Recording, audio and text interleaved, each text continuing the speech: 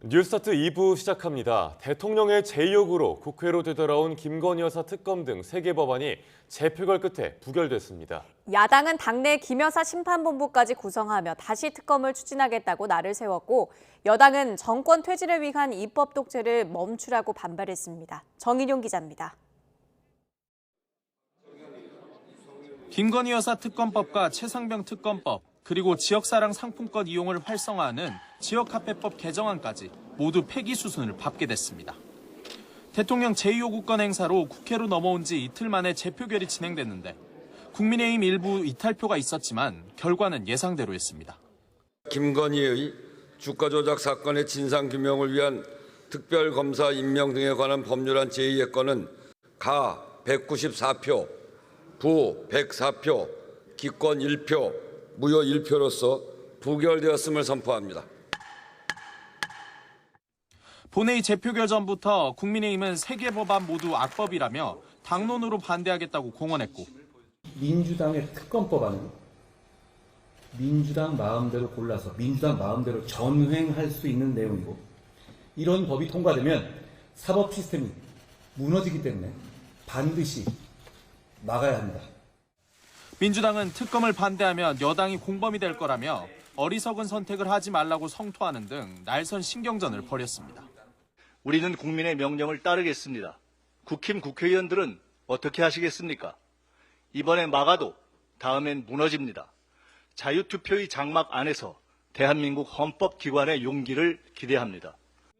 민주당은 김건희 여사 심판본부까지 꾸리며 다음 주부터 시작되는 국정감사 기간 제기되는 의혹까지 담아 특검을 재발의하겠다는 입장입니다. 그 어떤 권력자라도 범죄를 저질렀으면 처벌받는 것이 공정이고 상식입니다. 김건희 특검법이 통과되고 공표될 때까지 우리는 계속 발의하고 추진하겠습니다. 국민의힘은 이재명 대표의 판결이 가까워질수록 민주당의 입법 폭주가 잦아지고 있다며 목적이 이재명 구하기와 정권 퇴진에 있다고 맞섰습니다. 민주당은 이재명 개인을 지키는 방탄이지만 우리는 헌정 파괴 세력들로부터 대한민국을 지키는 것입니다. 나라를 지키는 이 대열에 한치의 흔들림 없이 함께 해주시기를 바랍니다. 야당 주도로 통과된 법안에 대한 대통령 제2요구와 국회 재표결, 법안 폐기라는 도돌이표 전국이 일주일여 만에 2차례나 반복됐습니다. 끝까지 특검을 관철시키겠다는 야당과 탄핵 정국을 위한 술수라고 반대하는 여당의 극한 대치 정국이 좀처럼 풀릴 기미를 보이지 않고 있습니다. YTN 정인용입니다. 국민의힘 한동훈 대표가 지난 7.23 전당대회 국면에서 자신을 지원했던 의원들과 내일 만찬 회동을 갖습니다.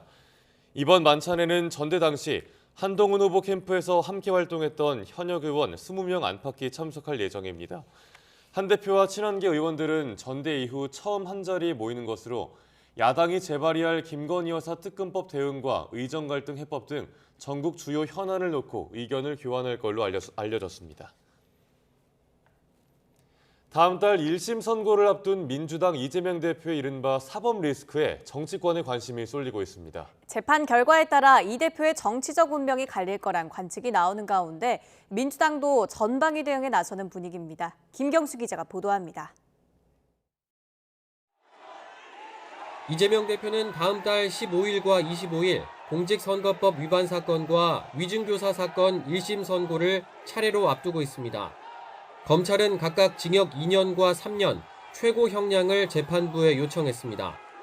이 대표 측과 민주당은 검찰의 무리한 기소라며 무죄를 주장하고 있지만 이재명 대표에 대한 정치검찰의 증거조작 수법은 사법부에 절대로 통하지 않을 거다 확신합니다.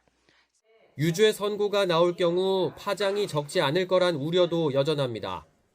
대법원 선고가 남은 만큼 당장 대권 가도에 제동이 걸리진 않겠지만 여권의 공세와 함께 중도층 여론이 악화할 가능성을 배제할 수 없는 겁니다. 이재명 대표의 공직선거법 위반 혐의와 위증교사 혐의, 그 본질은 거짓말과 거짓말의 연속입니다. 한마디로 거짓말 돌려막기를 하고 있는 것입니다. 민주당은 검찰을 향한 역공에 나섰습니다. 검사가 증거를 조작하거나 법 적용을 왜곡했을 때 처벌하는 법 왜곡죄 입법을 추진하고 이른바 증인 회유 의혹을 뒷받침하는 국회 청문회도 열었습니다. 또 정권 심판론을 고리로 여론전에 적극 나서고 있는데 특히 김건희 여사 관련 의혹을 다룰 전담 기구도 띄웠습니다. 김건희 가족 비리 및 국정농단 규명심판본부, 그래서 약칭으로 김건희 심판본부를 오늘 최고위에서 의결을 했고요. 기초단체장을 뽑는 오는 16일 재보선 선거 전에 이 대표가 직접 나선 건 역시 이런 배경과 무관치 않습니다. 이번 총선이 1차 정권 심판이었다면 이번 보궐선거는 2차 정권 심판이어야 한다. 동의하십니까, 여러분? 이 대표는 동시에 사실상 집권 대비로 해석되는 행보에도 속도를 내고 있습니다. 인재 확충을 위한 위원회와 성장 담론을 다룰 별도 전략기구를 만든 게 대표적입니다. 집권을 위해서는 여러 가지 요소들이 필요하지만 그 첫째가 인물일 것입니다.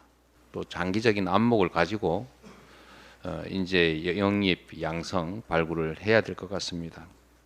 다른 대안이 없는 대권 주자라는 점, 그리고 집권 능력을 부각해 사법 리스크로 인한 부정적 시선을 희석하려는 의도로도 풀이됩니다. 민주당은 당분간 수권 정당으로서의 능력과 현 정권의 실정을 부각하는 데 당력을 집중할 것으로 보입니다. 다만 이와 별개로 1심 결과에 여론이 어떻게 반응하느냐에 따라 이재명 대표의 정치 생명이 갈림길에 설 거란 전망도 적지 않습니다. YTN 김경수입니다. 국회에선 쌍방울 대북 송금 사건 수사검사의 탄핵 청문회를 둘러싼 여야 공방이 격해지고 있습니다. 국민의힘은 민주당이 이재명 대표를 지키기 위해 1심에서 중형을 선고받은 이화영 전 부지사의 변호를 자처했다고 비난했고, 야당은 여당이 검찰의 사건 조작에 동참했다고 맞받았습니다. 나혜인 기자입니다. 국민의힘은 이화영 전 부지사가 국회 청문회에서 주장한 검찰의 진술 조작 의혹은 이미 1심 법정에서 기각된 거짓말이라고 깎아내렸습니다. 같은 사건으로 기소된 이재명 대표 재판을 앞두고 민주당이 범죄자에게 허위 변론의 장을 깔아줬다고 맹비난했습니다. 범죄자가 국회에서 본인의 혐의에 대해 일방적으로 거짓말을 떠들어댈 특혜를 얻고 민주당이 범죄자 변호인이 되기를 자처한 것입니다. 이 전 부지사를 향해선 청문회장에서 공개된 김성태 전 쌍방울 회장의 로비 의혹부터 해명하라고 쏘아붙였습니다. 김성태 전 회장이 과거 이재명 대표 재판을 도왔고 불법 후원을 했다고 폭로할까 두려웠다고 말하지 않았느냐며 추가 수사가 필요하다고 주장했습니다. 민주자 쪽이 후원금을 냈고 또 특히 저희가 이재사 그 조직을 관리했었잖아요. 광장이라고 하는 거기에 들어간 비용을 저희가 냈다. 민주당은 국민의힘이 이 전 부지사를 거짓말쟁이로 만들기 위해 악의적으로 짜깁기한 녹취를 재생했다고 반발했습니다. 검찰이 강압 수사로 사건을 만들어냈다고 토로하는 육성은 쏙 빼고 왜곡했다며 검사 출신 여당 의원이 야당 탄압 수사를 거들고 있다고 성토했습니다. 해당 파일은 이화영 전 부지사 측 변호사가 재판 증거로 법원에 제출한 자료였습니다. 녹취 파일을 건넨 제보자 검찰 아닙니까? 자기 편은 봐주고 정적을 없애기 위해선 없는 죄도 뒤집어 씌우는 게 윤석열 정부 검찰이냐며 이 전 부지사 폭로부터 밝히라고 요구했습니다. 그런 노력과 정성의 10분의 1, 아니 100분의 1만 기울였어도 김건희 주가 조작 의혹 수사는 벌써 끝났을 것입니다. 민주당은 다음 주 시작될 법제사법위원회 국정감사에서도 이재명 대표가 받는 수사와 재판의 부당성을 계속 강조할 것으로 보입니다. 국민의힘 역시 재판 기록을 국회에서 공개하는 등 여론전에서 밀리지 않겠다는 입장이라 법정 밖 공방은 계속될 거로 보입니다. YTN 나인입니다. 미국의 지난달 일자리 수가 예상보다 훨씬 많이 늘어난 걸로 집계됐습니다. 경기 침체 우려의 가장 큰 요인이었던 고용 지표가 강세를 보이면서 연준이 금리 인하를 서두를 이유가 사라졌습니다. 워싱턴 권준 기특파원입니다. 조 바이든 대통령이 취임 후 처음으로 백악관 언론 브리핑룸에 섰습니다. 항만 노조가 사흘 만에 파업을 끝낸 것과 기대 이상의 고용 지표가 나온 것을 경제 성과로 내세우기 위해서입니다. The past 2 days we've gotten some very good news about the American economy. 미국의 9월 신규 일자리 증가폭은 시장도 놀랄 정도였습니다. 한 달 사이 25만 4천 개 일자리가 늘어 6개월 만에 가장 큰 증가세를 보였고 전문가 전망치를 10만 개 이상 뛰어넘었습니다. 7, 8월 고용 지표도 상향 조정돼 기존 통계에서 7만 2천 개를 더했습니다. 기대 이상의 수치에 공화당에서는 가짜 통계라는 주장까지 나왔지만 바이든 대통령은 경제 연착륙 자신감을 내보였습니다. Florida Senator Marco Rubio described today's jobs report as having fake numbers. What do you make of that? If you notice, anything the MAGA Republicans don't like, they call fake. Anything. The job numbers are what the job numbers are. 강력한 경제가 확인되자 연준이 11월에도 0.5%포인트 금리 인하에 나설 거란 관측은 소멸됐습니다. 0.25%포인트 인하가 더 유력해진 가운데 금리 인하를 중단할 수 있다는 전망까지 제기됐습니다. 뉴욕 증시는 새로운 고용 지표를 반기며 3대 지수 모두 상승 마감했습니다. 워싱턴에서 YTN 권중기입니다. 유럽연합 EU가 이르면 이달 말부터 중국산 전기차에 대해 최고 45.3%의 관세를 부과할 전망입니다. 중국산 테슬라 전기차는 최저 관세율인 17.8%를 적용받습니다. EU 집행위원회는 현지 시간 4일 프랑스와 이탈리아 등 회원국 10곳의 찬성과 독일과 헝가리 등 5곳의 반대, 나머지 12개국의 기권으로 중국산 전기차 확정 관세안이 가결됐다고 밝혔습니다. 이에 따라 기존 일반 관세 10%에 더해 최종 관세율은 17.8%에서 45.3%가 되고 이는 이번 달 31일부터 5년 동안 적용됩니다.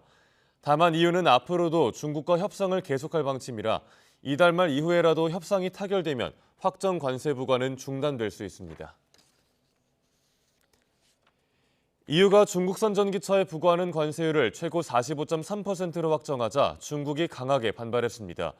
중국 상무부는 홈페이지에 올린 입장문에서 중국은 유럽의 불공평하고 불합리한 보호무역주의 방식과 중국 전기차에 부과하는 반보조금 관세에 결연히 반대한다면서 이는 세계무역기구 규칙을 심각하게 위반하고 정상적인 국제무역 질서를 방해했다고 비판했습니다. 그러면서 중국은 또 중국 기업 이익을 확고히 보호하기 위해 필요한 모든 조처를 할 것이라고 덧붙였습니다. 국제사회 우려에도 불구하고 이스라엘이 헤즈볼라를 상대로 지상전을 시작했습니다. 이스라엘이 레바논 국경을 넘는 순간 전쟁 장기화와 중동 전역으로의 확전은 불가피해졌습니다. 권영희 기자가 보도합니다. 이스라엘이 2006년 이후 18년 만에 레바논에서 지상전을 개시했습니다.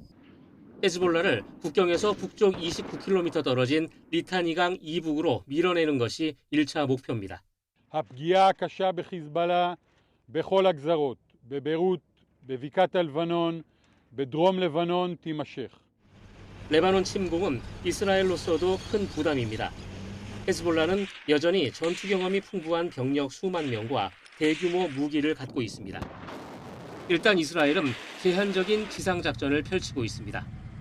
There's a long history of unsuccessful campaigns in Lebanon stretching back to 78 and 82 and throughout the 80s until its withdrawal in the year 2000. I suspect that any kind of ground component would remain fairly limited. 그러나 헤즈볼라와의 전쟁은 장기화될 가능성이 큽니다. 헤즈볼라는 레바논 국경 인접 마을을 요새화했고 지하 터널도 잘 구축했습니다. 익숙한 지형에서 이스라엘군을 괴롭힐 수 있습니다. 하마스와의 전쟁과 달리 이스라엘군 사망자가 속출하고 있습니다. 아랍권의 반이스라엘 정서는 이미 임계점을 넘어서 전선이 중동 전체로 확대될 우려도 커지고 있습니다. It could be third intifada on the West Bank. It could be more fighting. The Saudis get sucked into what was called their Vietnam against the Houthis. Possibly Syrians going into Golan this could be a major war. 대선을 앞둔 미국은 구경꾼 신세로 전락했습니다. 이스라엘의 무기 공급을 끊으면 친이스라엘 표가 떨어져 나가고 이스라엘을 밀어주면 반이스라엘 표가 사라집니다. 정치 생명 연장을 위해 위험한 도박을 선택한 네타냐후 총리의 이스라엘이 중동을 넘어 전 세계를 재앙 속으로 밀어넣고 있습니다. YTN 권영입니다.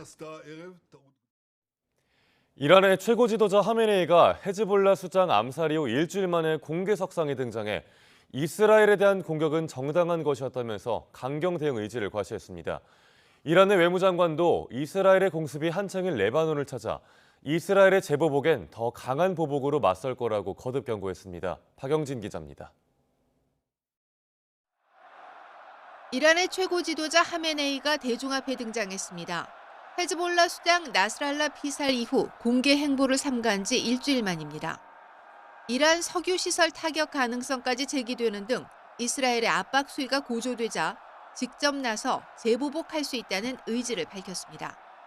نظامی و سیاسی در وقت خود در هنگام خود انجام میگیرد کما اینکه انجام گرفت و در آینده هم اگر لازم شد باز انجام خواهد گرفت. 또 이스라엘을 향한 이란의 미사일 공격은 정당했고 최소한의 단죄였다고 강조했습니다. درخشان نیروهای مسلح ما در 2-3 شب قبل هم یک کار کاملا قانونی و مشروع بود. 하메네이가 금요일 대예배에 나온 건 2020년 1월 이후 처음입니다. 나스랄라의 추도식을 집전하기 위한 것이라고 밝혔지만 과거에도 특별한 비상 상황에만 나섰던 점을 고려할 때 직접 나서 결속을 다져야 할 만큼 현재 상황이 심각하기 때문이라는 분석입니다. 페제시키안 대통령과 이란 고위 인사들도 참석해 단결된 모습을 과시했습니다. 이란의 외무장관은 이스라엘의 공격이 한창인 레바논을 기습 방문했습니다. 이란의 미사일 공격은 정당방위였다고 주장하며 이스라엘의 재보복 움직임에 대해 거듭 경고했습니다. پاسخ ما متناسب و کاملا حساب شده خواهد. 그러면서도 휴전을 위한 노력을 지지한다며 가자 지구의 휴전과 동시에 이루어져야 한다고 강조했습니다. YTN 박영진입니다. 조 바이든 미국 대통령이 이란의 미사일 공격에 대해 보복을 논의하고 있는 이스라엘을 향해 이란 유전을 공습하는 것 외에 다른 대안들을 생각해야 한다고 강조했습니다. 바이든 대통령은 현지 시간 5일 취임 후 처음으로 백악관 브리핑실을 방문한 자리에서 네타냐후 이스라엘 총리가 미국 대선 결과에 영향을 주려고 한다는 우려가 있느냐는 질문에 그럴 것이라고 생각하지 않는다며 이같이 말했습니다. 바이든 대통령은 또 이번 미 대선에서 트럼프 전 대통령이 질 경우 결과에 굴복하면서 지난 대선 때와 같은 폭력적인 상황이 발생할 수 있다고 우려했습니다. 순천에서 10대 여성을 아무런 이유 없이 흉기로 찔러 숨지게 간 박대성이 범행 20분 전에 경찰과 대면한 것으로 드러났습니다. 동생을 살펴봐달라는 박대성 친형의 신고에 따라 출동했지만 이상 징후가 없다며 경찰이 다른 조치 없이 철수하자 바로 범행을 저지른 것으로 파악됐습니다. 김혜은 기자입니다. 지난달 24일 새벽 전남 순천시 조례동에서 10대 여성을 무참히 숨지게 한 박대성이 검찰에 넘겨졌습니다. 송치 전 포토라인에 선 박대성에겐 취재진의 질문이 쏟아졌습니다. 범행 당시가 조금 기억난다고 했지만 말로만 반성을 언급했을 뿐 뉘우치는 기색은 없었습니다. 범행 기억 아직도 안 나십니까? 기억 안 나요? 죄송합니다. 기억 전혀 안 나요? 조금씩 나고 있습니다. 조금씩 어디까지 기억이 나요? 어디까지 기억나요? 문답이 오간 3분간 거의 침묵으로 일관했고 범행 경위는 경찰에서도 기억나지 않는다고 입을 닫았습니다. 취한 상태로 피해자의 를 따라갔던 것도 기억 못하고 범행 현장도 전혀 기억 못한다고 진술하고 있는 상태입니다. 그런데 박대성이 범행을 저지르기 불과 20분 전쯤 경찰과 만났던 걸로 확인됐습니다. 박대성의 친형이 동생의 극단적 선택이 의심된다고 신고해 지구대 경찰이 박대성의 식당으로 출동한 겁니다. 경찰은 박대성과 5분 동안 대면하고 간단한 조사를 진행했지만 별다른 조치 없이 현장에서 철수했습니다. 술에 취한 상태였지만 가게 앞에서 혼자 담배를 피우고 있었고 상태를 물어도 괜찮다고 답하는 등 별다른 의심 징후가 없었기 때문이란 게 경찰 설명입니다. 박대성은 그러나 경찰이 식당에서 사라지자 흉기를 들고 밖으로 나와 피해자 A양을 잔인하게 살해했습니다. 폭력 전과가 있는 박대성을 좀 더 꼼꼼히 살폈더라면 원통한 죽음을 막을 수 있지 않겠느냐는 아쉬움이 남는 대목입니다. YTN 김혜은입니다. 경찰서 정문 바로 앞 도로에서 추돌 사고를 낸 뒤 음주 측정을 거부한 30대 운전자가 경찰에 붙잡혔습니다. 서울 영등포경찰서는 오늘 30대 남성 A씨를 음주 측정 거부 혐의로 현행범 체포했습니다. A씨는 오늘 새벽 1시 50분쯤 서울 당산동 영등포경찰서 앞 도로에서 자신의 승용차로 도로 작업용 교통통제 차량을 들이받고 경찰의 음주 측정을 거부한 혐의를 받습니다. A씨와 동승자는 모두 다치지 않은 것으로 파악됐습니다. 서울 구로경찰서는 단속을 피하려고 경찰관을 매단 채 달아난 혐의를 받고 있는 오토바이 운전자 A씨에 대해 구속영장을 신청했습니다. A씨는 지난 3일 낮 1시쯤 서울 구로동에서 오토바이를 운전하다가 역주행 단속을 하던 경찰관을 매달고 15m가량 도주해 경찰관을 다치게 한 혐의를 받습니다. 경찰 조사에서 A씨는 단속을 피하려고 도망갔다는 취지로 진술한 것으로 알려졌습니다. 범행 당시 A씨는 술을 마시거나 약물에 취한 상태는 아니었던 것으로 확인됐습니다. 자신이 거주하는 아파트에서 흉기를 숨긴 채 돌아다니며 다른 주민들의 택배를 훔친 혐의로 40대 남성이 체포돼 검찰에 넘겨졌습니다. 서울 강남경찰서는 지난달 27일 절도와 경범죄 처벌법상 흉기 휴대 혐의 등으로 40대 남성 A씨를 불구속 송치했습니다. A씨는 지난달 초 아파트에서 몸 뒤에 흉기를 숨긴 채 돌아다니고 주민들의 택배를 훔친 혐의를 받습니다. 또 지난 5월에는 같은 아파트에서 지나가는 사람의 뺨을 때리고 걷어찬 혐의도 받고 있습니다. 지난달 숙소를 무단 이탈해 잠적했던 필리핀 가사관리사 2명이 부산에서 붙잡혔습니다. 이들은 월급을 더 많이 받을 수 있는 부산의 숙박업소에서 일해온 것으로 전해져 제도 보완이 필요하다는 지적이 나옵니다. 권민석 기자입니다.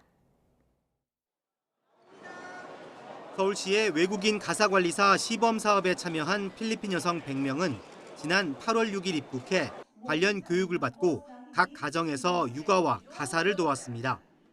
그런데 불과 12일 만인 지난달 15일 가사관리사 2명이 강남구 공동 숙소를 이탈했습니다. 작정하고 연락을 끊은 이들을 찾기 위해 법무부와 경찰이 나섰습니다. 합동으로 행적을 추적한 끝에 19일 만에 부산에 있는 숙박업소에서 이들 2명을 검거했습니다. 여성들은 붙잡힌 숙박업소에 취업해 일해온 것으로 파악됐습니다. 법무부는 이들이 가사관리보다 더 많은 월급을 이 업소에서 약속받았을 것으로 보고 있습니다. 필리핀 가사관리사는 올해 최저임금을 적용해 하루 8시간 기준으로 한 달에 206만 원을 받습니다. 시범사업 단계라 고용기간도 6개월에 불과했습니다. 이 때문에 불법 체류와 강제 추방 위험에도 상대적 고임금 유혹을 뿌리치지 못한 것으로 보입니다. I think we should have this freedom to decide how we're going to spend our time. It actually deprives us with our freedom. 법무부 부산 출입국 외국인청은 이들이 부산에 내려간 경위와 취업 배경을 조사한 뒤 강제 퇴거할 예정입니다. 정부는 이번 사업을 토대로 내년에 가사관리사 1,200명 투입을 계획하고 있지만 규모가 12배로 커지는 만큼 임금 등 근로조건 불만에 따른 무단이탈 재발을 어떻게 막아야 할지 과제로 남게 됐습니다. YTN 권민석입니다. 티몬과 위메프의 대규모 미정산 사태를 수사하는 검찰이 구영백 휴텐 대표 등에 대해 구속영장을 청구했습니다.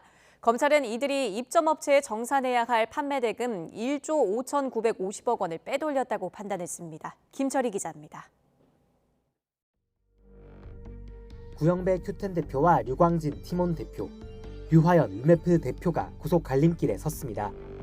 지난 7월 검찰이 전담 수사팀을 구성하고 부대표 주거지와 휴텐그룹 사무실, 티메프 사옥 등을 압수수색한 지 2달여 만입니다. 이들이 티맵프 재무 상황이 판매 대금을 정산할 수 없을 정도로 나빠졌다는 걸 알면서도 할인 이벤트 등으로 이용자를 유인해 1조 1천억 원 넘는 돈을 편취했다는 게 검찰 판단입니다. 또 티몬과 위메프 등 계열사들이 입점업체에 정산해줘야 할 판매 대금 671억 원을 빼돌려 다른 기업 인수에 활용하고 경영 자문 등을 명목으로 티맵프 자금을 받아낸 뒤 다른 계열사에 일감을 몰아주며 692억 원대 손해를 끼친 혐의도 받습니다. 검찰은 지난달 30일과 지난 2일 구영배 큐텐 대표를 피의자 신분으로 불러 2차례 조사했습니다. 여기서 구 대표는 성장을 위한 전략이었을 뿐 사기의 고의는 없었다는 취지로 혐의를 부인한 걸로 알려졌습니다. 양측 입장이 맞선 가운데 세 사람의 구속 여부는 다음 주 결정될 것으로 보입니다. YTN 김철입니다. 지난 2022년 중대재해처벌법이 시행됐지만 산업재해는 계속 증가하는 것으로 나타났습니다. 국민의힘 김소희 의원이 고용노동부로부터 제출받은 자료를 보면 지난해 산업재해를 입은 노동자 수는 13만 6,700여 명으로 역대 최대로 집계됐습니다. 업종별로는 제조업과 건설업이 각각 3만 2천여 명으로 가장 많았고 운수, 창고, 통신업이 뒤를 이었습니다. 사망자 수는 최근 6년 동안 2,000명대를 유지하고 있는 것으로 나타났으며 올해 상반기까지 1,033명이 산업재해로 숨진 것으로 드러났습니다. 폭염에 따른 공급 부족으로 배추 가격이 급배추가 되면서 그야말로 배추 보릿고개를 넘고 있습니다. 마트에서는 배추 구매 개수를 제한하는가 하면 포장김치가 매대 텅텅 비는 현상도 벌어지고 있는데요. 포기당 평균 가격이 2주 만에 8,000원대로 내려온 가운데 정부는 이달 중순부터는 가격이 안정될 것으로 내다보고 있습니다. 우동권 기자가 다녀왔습니다. 마트에서 배추 가격을 확인하는 소비자. 금배추 가격에 깜짝 놀랍니다. 아유, 미쳐 돌아가. 우리 식탁의 필수 재료 배추의 고공행진에 답답함도 커지고 있습니다. 이 가격에 한 2통은 살 수 있었는데 이제는 그 가격으로도 한 통을 살까 말까 하니까 좀 사기가 어려운 것 같아요. 너무 비싸요. 꼭 먹어야 되는 음식인데. 원료 공급 부족으로 포장김치도 마트에 제한적으로 풀리고 있는데 제품을 찾는 발길은 계속 이어집니다. 한국농수산식품유통공사에서 집계된 배추 한 포기 소매 가격은 8,848원. 일주일 전 10,000원에 육박하던 것과 비교하면 조금은 진정된 모습이지만 아직 지난해보다 28% 높은 수준입니다. 관건은 가을 배추가 풀리는 이달 중순까지 버틸 수 있느냐인데 농업관측 보고서를 보면 이번 달 배추 도매 가격은 1년 전보다 38.4% 상승할 것으로 전망됐습니다. 무 가격도 덩달아 들썩이는데 20kg에 18,000원으로 62.7% 상승할 것으로 예측되면서 본격적인 김장철을 앞두고 김장 관련 채소들의 가격이 더 오르는 것은 아닌지 우려가 커지고 있습니다. 정부는 배추 할인 지원을 오는 9일까지 연장하고 중국산 배추 수입량을 늘리는 등 총력 대응에 나서고 있지만 다른 채소 가격 흐름이 심상치 않아 식탁 물가 안정에 효과가 있을지는 미지수입니다. YTN 오동건입니다. 북한이 어제 새벽 이틀 만에 또 쓰레기 풍선을 살포한 가운데 이번에는 공중에서 폭발하는 모습이 잇따라 목격돼 시민들이 불안해했습니다. 북한이 개량된 기술을 바탕으로 위협 강도를 높이려는 거란 해석도 나옵니다. 부장원 기자입니다. 서울 여의도 국회의사당 상공에 북한 쓰레기 풍선이 등장했습니다. 조용히 떠다니는가 싶더니 갑자기 펑 터지고 반짝이는 잔해들이 사방에 흩어집니다. 떨어진다. 비슷한 시각 서울 상암동 YTN 사옥 근처에서도 쓰레기 풍선이 터지는 모습이 목격됐습니다. 이곳뿐 아니라 광화문과 명동에서도 강 건너 강남 일대에서도 북한 쓰레기 풍선이 터지는 모습이 잇따라 목격됐습니다. 일부 풍선은 카메라를 조금만 확대하면 선명히 보일 정도로 지상 가까이에서 터지며 내용물이 흩날렸습니다. 뭐 떨어진다. 오, 진짜네. 작은 종이 조각부터 정체를 알 수 없는 검은색 물체까지 무더기로 공중에서 떨어졌습니다. 올해에만 24번째, 이제는 쓰레기 풍선이 낯설지 않을 정도지만 이번에는 유독 하늘에서 터지는 모습이 잇따라 목격되면서 불안감이 커졌습니다. 빠른 속도로 도심 한복판에 떨어지는 잔해물에 인명피해나 기물 파손, 화재나 항공기지연 등 피해가 생기는 건 아닌지 우려됐습니다. 풍선이 탁 터지면서 이렇게 가루처럼 날리다가 보니까 그 안에 검은색 비닐봉다리 안에 쓰레기를 한참 많이 집어넣어놨어요. 북한이 개량된 살포 기술을 바탕으로 긴장감을 높이려는 것 아니냐는 해석도 나옵니다. 효과를 높이기 위해서는 상공에서 풍선과 전단을 분리하는 장치를 달고 있거든요. 최근의 경우에 북한의 전단 살포 기술이 상당히 진보했다라는 걸 볼 수가 있고, 우리 국민도 거기에 어느 정도 이제 익숙해졌기 때문에 요거를 이제 조금 더 또 다른 방식으로 이렇게 도발의 수준을 좀 높이는 형태일 수도 있습니다. 이런 가운데 탈북민 단체들은 인천 강화도에서 쌀이 든 페트병과 K-팝 영상이 저장된 이동식 저장 장치, 라면 등을 담은 비닐봉지를 북쪽으로 방류했다고 밝혔습니다. 북한의 무차별적인 쓰레기 풍선 살포에 맞대응하고 나선 건데 탈북민 단체들의 연합활동은 지난 6월 이후 넉 달 만입니다. YTN 부장원입니다. 어제 오전 11시 반쯤 경기 남양주시 퇴계원리에 있는 16층짜리 아파트 옥상에 북한이 살포한 쓰레기 풍선이 떨어지며 불이 났습니다. 불은 옥상 일부를 그을리고 20여 분 만에 꺼졌고 다친 사람은 없었습니다. 소방당국은 풍선에 있던 발열 장치가 쓰레기와 함께 타면서 불이 난 걸로 보고 정확한 화재 원인을 조사하고 있습니다. 북한 정찰총국 산하 해커 조직 김숙희가 독일 방산업체 딜 디펜스에서 무기 관련 정보를 빼내려 한 걸로 보인다고 독일 매체 슈피겔이 보도했습니다. 이 매체는 김숙희가 딜 디펜스 직원들에게 보안 분야 일자리 제한을 가장한 문서 파일을 보내 악성 소프트웨어를 심으려 했다고 전했습니다. 미국 사이버 보안업체 맨디언트 전문가들은 올해 1분기부터 북한 해커들이 독일 우편번호와 전화번호를 수집하는 등 광범위하게 활동한 흔적이 있다고 말했습니다. 독일 연방정보기술보안청도 김숙희의 독일 내 활동을 관찰하고 있다고 밝혔습니다. 우리나라와 미국 정부가 주한미군 주둔 비용을 2026년도에 8.3% 인상하는 데 합의했습니다. 5년 동안 유효한 협정이지만 2026년 이후부턴 소비자 물가 증가율에 맞춰 인상하도록 하면서도 연간 증가율은 5%를 넘지 않도록 했는데요. 홍선기 기자가 합의 내용을 설명해드립니다. 오는 2026년 주한미군 주둔을 위해 우리 정부가 미국 정부에 부담해야 하는 돈은 1조 5,192억 원으로 8.3% 인상됩니다. 한미 양국은 지난 4월 이후 8차례 협의를 거쳐 방위 분담금을 1,164억 원 인상하는 내용의 제12차 한미 방위비 분담 특별협정에 합의했습니다. 인상폭은 지난 11차 협정 당시 13.9%보다 크게 줄어서 10차 협정 당시와 비슷한 수준으로 타결됐습니다. 이번 협정의 유효기간은 오는 2030년까지 5년이고 연간 증가율은 현행 국방비 증가율 대신 소비자 물가지수 증가율을 적용하기로 했습니다.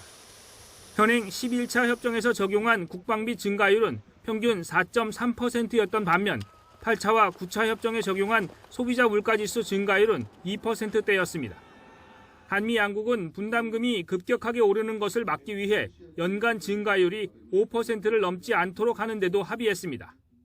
한미가 기존 협정의 틀을 유지하는 가운데 현행 국방비 증가율 대신 소비자 물가지수 증가율을 연간 증가율로 하고 상한선을 재도입한 것은 이번 협상의 중요한 성과로 평가됩니다. 이 밖에 주한미군 한국인 근로자의 퇴직연금제 도입을 위한 구체적 협의도 진행하기로 뜻을 모았습니다. 또 국회에서 지속적으로 제기해온 미군 역외 자산 정비 지원을 폐지하는 데도 합의했습니다. 일각에서는 올해를 넘길 수도 있다는 분석도 나왔지만 미 대선을 앞두고 전격 합의하면서 이른바 트럼프 리스크를 염두에 뒀다는 지적도 힘을 얻게 됐습니다. 외교부는 현행 협정의 유효기간이 충분히 남은 시점에 다음 협정이 타결돼 국회의 심의 기간을 보장하고 안정적인 협정 이행에도 도움이 될 것으로 기대했습니다. YTN 홍성기입니다. 지난주 미국 남동부를 강타한 초대형 허리케인 헐린의 영향으로 숨진 사람이 200명을 넘어섰습니다. 헐린은 지난 50년간 미국에서 카트리나에 이어 두 번째로 많은 희생자를 낸 허리케인으로 기록됐습니다. 윤현수 기자가 보도합니다. 초대형 허리케인 헐린이 핥히고 간 미국 노스캐롤라이나주. 홍수와 산사태가 잇따르면서 도로 곳곳이 끊겼습니다. 통신까지 두절되면서 구호 물품 조달에도 어려움을 겪고 있습니다. 일주일 만에 헬기로 겨우 구호품이 전달되는 곳도 적지 않습니다. Just this valley through here is decimated. And I think the one thing that stands out the most is even after it had been several days since it had happened, there still was no aid here at all. So we were some of the first people. 플로리다와 조지아 등 미국 남동부 6개 주를 강타한 헐린의 영향으로 숨진 사람이 200명을 넘어섰습니다. 지난 2005년 허리케인 카트리나로 1,400명에 가까운 희생자가 발생한 이래 가장 큰 피해입니다. Well, I haven't seen anything like it. It's certainly different than any that I've seen before. We've had flooding, we've had tornadoes, but we haven't had flooding like this. 헐린으로 인한 사망자 절반 이상은 100년 만에 최악의 홍수 피해를 입은 노스캐롤라이나 주에서 발생했습니다. 수색과 구조 작업이 계속 진행 중이지만 여전히 많은 주민이 실종되거나 고립된 상태라 피해는 더 커질 전망입니다. 조 바이든 미국 대통령은 이틀 연속 플로리다주와 조지아주의 허리케인 피해 지역을 방문해 희생자 가족을 위로하고 이재민들에게 신속한 복구 지원을 약속했습니다. YTN 윤현숙입니다. 아프리카 대륙에서 올해 들어 엠폭스로 사망한 환자가 866명이라고 아프리카 질병통제예방센터가 집계했습니다. 또 올해 아프리카 대륙에서 보고된 엠폭스 의심 사례는 34,297건에 달했습니다. 발병 사례와 사망자 대부분은 변종 엠폭스 진원인 콩고 민주공화국에서 나왔습니다. 최근 가나에서 올해 처음으로 젊은 남성이 엠폭스 확진 판정을 받으면서 아프리카 대륙의 올해 엠폭스 발병국은 16개국으로 늘었습니다. 이처럼 엠폭스가 아프리카를 중심으로 확산하는 가운데 세계보건기구 WHO가 엠폭스에 감염됐는지 신속하게 진단할 수 있는 검사법을 처음으로 긴급 승인했다고 AFP 통신이 보도했습니다. WHO는 현지 시간 4일 엠폭스 체외 진단 테스트를 긴급 사용 목록 절차에 따라 승인했다고 밝혔습니다. 이 검사법은 미국 바이오 기업인 에벗 몰러큐리 개발한 것으로 엠폭스 의심 환자의 피부 물집에 면봉을 접촉한 뒤 실시간 유전자 증폭 기술로 바이러스를 가려내는 방식입니다. WHO는 숙련된 의료 종사자가 검사하도록 설계됐고 신속하고 정확하게 검사 결과를 얻을 수 있다고 평가했습니다.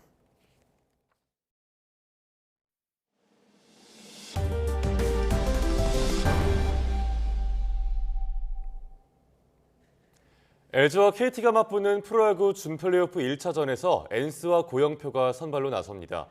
와일드카드 결정전에서 이틀 연속 두산을 꺾고 올라온 KT는 오늘 준플레이오프 1차전에 토종 에이스 고영표를, LG는 외국인 에이스 디트릭 엔스를 선발로 예고했습니다.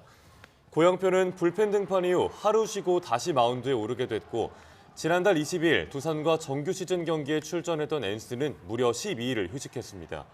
두 팀이 포스트 시즌에서 만나는 건 지난해 한국 시리즈 이후 1년 만입니다. 전남 장흥 회령포는 정유재란 때 충무공 이순신 장군이 7천량 전투에서 대패하고 사실상 와해된 조선 수군을 재건해 명량대첩을 준비한 곳입니다. 맞은편 고금도에는 충무공이 전사한 뒤 임시로 안치되기도 했는데요. 당시 모습을 재현한 것과 학술대회 등 이를 기념하는 축제가 열리고 있습니다. 김범한 기자가 다녀왔습니다. 금신 전선 상유 12 전하 신에게는 아직 12척의 배가 있사옵니다. 백의 종군한 충무공 이순신 장군이 전남 보성의 열선루에서 올린 것으로 알려진 장계입니다. 이순신 장군은 이곳 회령포에서 어렵게 그나마 남아있던 12척의 배를 수리해 전열을 가다듬었습니다. 이후 한 척을 더해 모두 13척으로 명량 대첩을 거둔 해남과 진도 사이에 울돌 먹으러 갔는데 이를 기리는 축제가 열리고 있습니다. 선조로부터 삼도 수군 통제사의 명을 받은 이순신 장군이 보무도 당당하게 회령포에 입성합니다. 회령포 앞바다에서는 배 12척이 퍼레이드를 펼치며 당시의 전선 행렬을 재현합니다.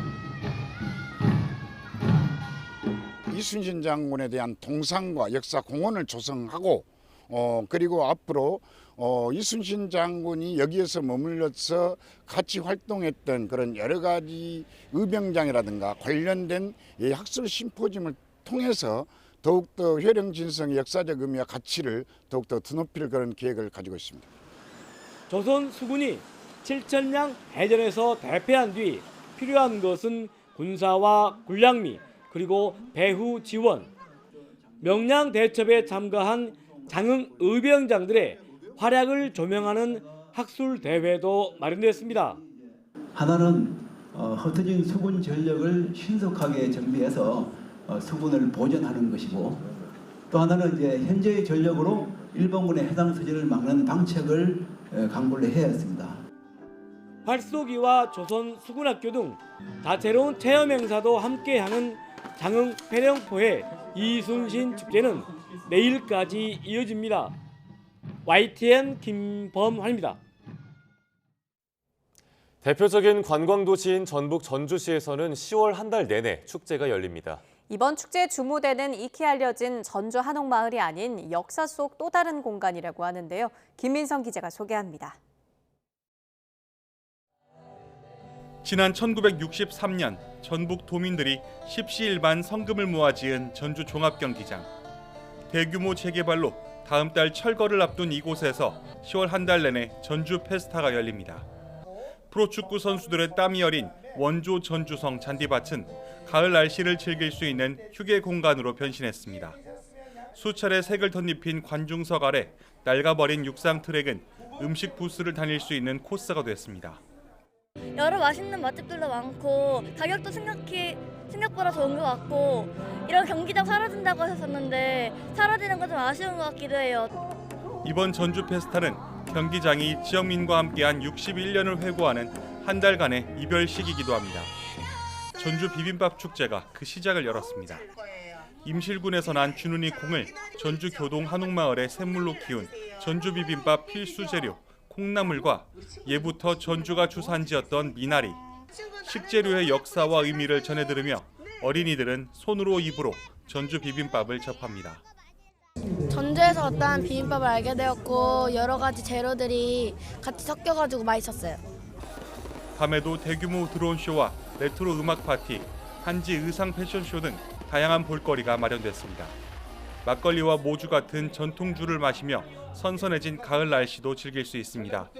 온 전주 사람이 다 모여 놀았던 그 옛날 전주 난장을 떠올리게 합니다.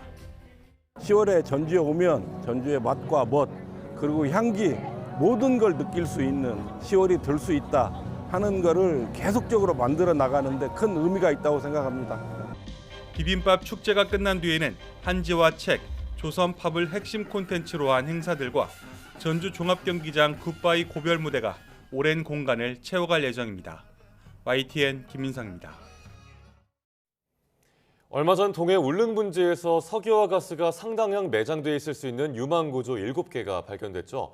올해 말 첫 번째 탐사 시추가 계획돼 있는데 이른바 대왕고래 프로젝트라고 불리는 이번 탐사에 국민적 관심이 몰리고 있습니다. YTN이 특집 다큐멘터리를 통해 다시 한번 산유국의 꿈에 도전하는 대한민국의 모습을 담았습니다. 박나연 기자입니다.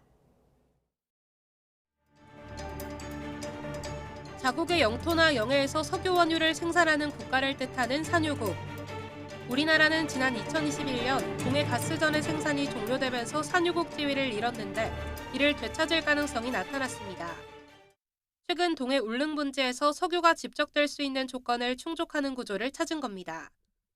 해외 업체들과 우리 국내외 전문가들이 지금 검증을 마쳤고 상당히 높은 수준의 확률을 가지고 있는 것으로 지금 저희가 보고 있어서 최대한 저희가 신중하게 탐사를 해서 좋은 결과를 만들기 위해서 노력하고 있습니다. 심해 지형 구조를 파악하는 물리 탐사를 수년간 진행한 끝에 얻은 결실로 2022년부터 추진해온 광개토 프로젝트 덕분입니다. 지금까지 파악된 탐사 자원량은 35억에서 140억 배럴 수준. 이로 인해 기대되는 수익은 11조 원에 이릅니다.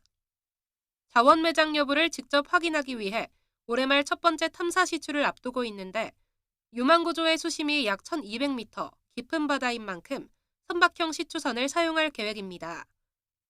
현재 시추선과 시추 자재 등의 용역 계약을 진행 중이며 12월 시추선이 국내에 입항하고 나면 내년 상반기에는 시추 결과를 확인할 수 있게 됩니다. 우리나라 우리의 땅에 우리 손으로 내형 유전을 발굴하여 기름과 가스를 생산하는 것이 우리의 목표입니다. 지금 탐사와 시추는 그 첫걸음을 뗀 것입니다. 에너지 대전환 시대에 왜 석유 자원 개발을 계속해야 하는지에 대한 물음도 있습니다. 전문가들은 아직 석유, 가스 등 화석연료가 전 세계적으로 에너지의 83%를 차지하는 상황에서 에너지 안보를 위해 우리 땅에서의 석유 확보가 중요하다고 지적합니다. 과연 이게 우리가 원하는 시기에 원하는 양만큼 전환이 이루어질지는 불확실하기 때문에 그런 플랜 B는 반드시 국가가 책임을 져야 되는 부분이거든요. 이번 대왕고래 프로젝트는 자원 발굴을 넘어 우리 기업들이 채굴 과정에서 기술력을 쌓고 나아가 국제 자원 개발 시장에 진출할 발판이 되어줄 전망입니다. 한유국으로의 도전과 에너지 강국을 향한 여정 등 총 2부작으로 구성된 YTN 특집 다큐멘터리 산유국의 꿈은 오늘과 내일 밤 9시 15분에 만나볼 수 있습니다. YTN 사이언스 강나연입니다. 세계로 뻗어나가는 중인 K푸드의 영향일까요? 해외에서 우리 사찰 음식에 대한 관심도 커지고 있습니다. 미국 LA에서 사찰 음식 명장 정관 스님을 모시고 사찰 음식 체험과 차를 곁들인 명상의 시간이 마련됐습니다. 음식 자체를 넘어 인간의 내면 세계를 들여다볼 수 있는 계기가 됐다는 의미 있는 평가를 받기도 했는데요. 현장에 김은경 리포터가 다녀왔습니다. 뭉친 밥을 정성스레 감싸는 연잎이 눈에 쏙 들어옵니다. 서툰 솜씨지만 참가자들이 이내 연잎을 하나둘 접어 하나씩 작품을 만들어냅니다. 고추장으로 버무린 간말랭이 무침부터 정관 스님의 대표 메뉴 표고버섯 조청 조림까지 세심한 손길이 모여 이내 소담한 한 상이 완성됩니다. 미국 LA에서 정관 스님과 현지 시민들이 함께한 사찰 음식 체험 현장입니다. We have heard about the temple cuisine from chef's table, from the specific Buddhist temple cuisine, and when I saw that, I didn't know the food could be this tasty because it looks pretty simple. It's not complicated, but it's super tasty and complex in a certain way, and like minimalistic ingredients and plant-based food could be this tasty and it could be like that. I don't know. It's super. Thank you. 지난 2010년 뉴욕에서 시작해 전 세계에 사찰 음식을 알려온 정관 스님. 스님은 최소한의 재료로 풍부한 맛을 내는 사찰 음식의 매력은 물론 음식을 통해 자신의 마음을 날아가는 철학도 함께 전파해 왔습니다. 특히 이번 행사인 우리 전통차를 시음하고 걷기 명상을 체험해보는 시간도 마련돼 한식이 주는 성찰의 지평을 더욱 확대했다는 평가입니다. 근 20년을 함께 문화원을 통해서 세계적인 문화원을 통해서 또 아니면 개인적인 인연을 통해서 사찰 음식을 많이 공유를 했습니다. 그런데 그때는 사찰 음식이라는 것이 단순히 그냥 채식인가 이렇게 생각을 했지만 지금 그거를 넘어서 그 사찰 음식을 통해서 자기 본연의 마음, 본연의 자기를 찾아가는 많은 소통을 하고 있습니다. 자연이 주는 식재료를 통해 무에서 유를 찾아가는 사유의 미학 사찰 음식. 진정한 의미의 건강에 대한 사유의 관심이 커가는 세계적 추세에 힘입어 사찰 음식과 그 안에 담긴 철학적 의미를 배우려는 발걸음도 계속 이어질 것으로 전망됩니다. 미국 LA에서 YTN 월드 김은경입니다. 하이브가 오는 9일 한글날을 맞아 국립박물관 문화재단과의 협업 제품을 출시합니다. 하이브는 한국의 전통문화의 그룹 BTS의 가치를 담아 제작해온 공식 상품 달마중과 국립박물관 상품 브랜드인 뮤즈가 협업을 진행했다고 밝혔습니다. 협업 제품들은 반가사요상과 백자 달항아리 등 국보급 유물의 디자인에 BTS의 노래 가사와 그룹 로고를 더하는 방식으로 제작됐습니다.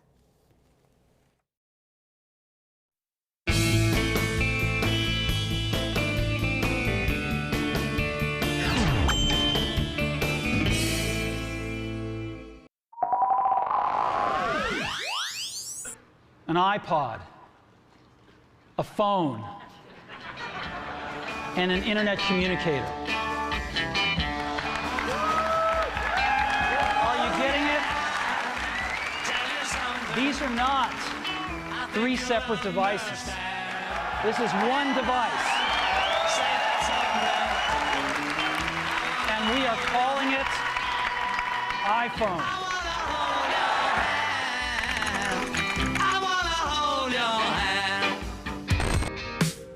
잡스는 1955년 미혼모의 아들로 태어난 직후 곧바로 입양됐습니다. 리드 대학에 입학했지만 6달 만에 중퇴했습니다.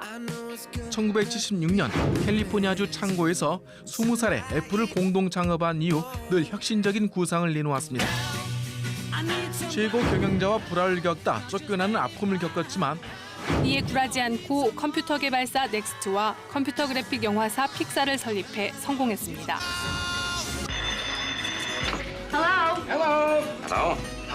경영난을 겪고 있는 애플로 복귀. 아이맥에 이어 2001년 아이팟, 2007년 아이폰, 2010년 아이패드를 잇따라 성공시켰습니다. This is the new MacBook Air, and you can get a feel for how thin it is.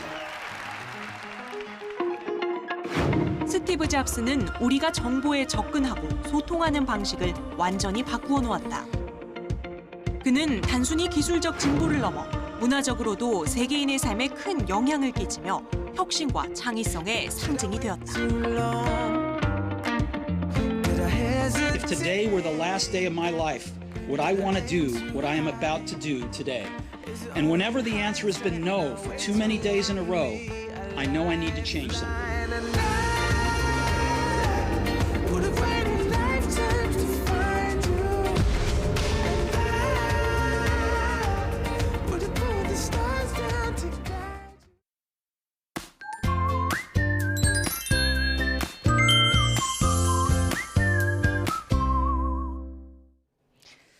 나가실 때 겉옷 꼭 챙기셔야겠습니다. 현재 대부분 지방이 10도 선으로 서늘한데요. 한낮에는 서울이 24도, 대구가 25도까지 올라서 반소매도 어울리는 날씨입니다. 일교차가 많게는 15도 안팎까지 크게 벌어지니까 건강관리 잘 해주시길 바랍니다. 일요일인 내일은 남부지방에 비 소식이 있습니다. 그 밖의 지방은 빗방울 정도가 예상이 되고요. 오늘보다는 기온이 낮아서 선선할 것으로 보입니다. 오늘 전국이 대체로 맑겠고 오전까지 내륙 곳곳에 짙은 안개가 예상됩니다. 현재 기온 살펴보겠습니다. 현재 서울이 11.7도, 창원이 15.1도고요. 낮 기온은 서울이 24도, 창원과 부산은 26도까지 오를 것으로 예상됩니다. 남부지방의 비는 월요일까지 이어지겠고 한글날에는 대체로 맑을 전망입니다. 날씨였습니다. 뉴스타트 2부 마칩니다. 잠시 후 3부가 이어집니다. 시청해주신 여러분 고맙습니다.